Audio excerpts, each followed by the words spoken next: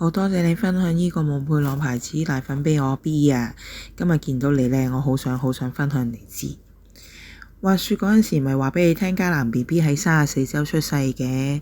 當時醫生話佢因為早產，心臟未完全成型，所以有個窿，簡稱係心瘤啊。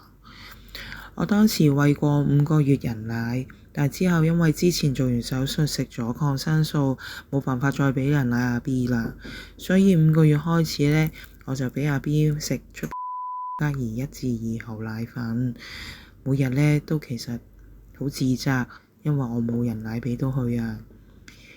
而佢呢，每次呢便便呢都要成4次咁多喎。到佢食6個月到副食嘅時候啊 ，BB 連奶都唔想飲，淨係食粥仔添，我不知幾擔心。而 BB 因為食咗固體屙嘅便便又硬晒一嚿嚿喎，見到佢每次啊一屙便便啊就好辛苦，見到佢面紅紅，好似個蘋果咁先屙到出嚟，仲要屙到個 pat pat 又紅又酸，心都痛埋。而因為唔係飲人奶，飲咗奶粉後又容易病咗，又容易惹痰喎，所以我每個月呢都仲要除咗買奶粉之外，仲要買猴棗散俾阿 B 飲。對比返啊，11個月後轉咗蒙貝朗3號奶粉之後，阿 B 啊每日啊飲奶都要飲4次，仲要每次飲240ml 添，同埋仲要食一碗大人嘅飯餸。之前啊到嘉怡嗰陣時呢，佢每日要屙4次便便㗎。而家我想話俾你聽，去飲蒙貝朗呢隻奶粉啊，每日就係屙1次軟便便，我都未見過佢會好辛苦屙便便啊！真係好多謝你。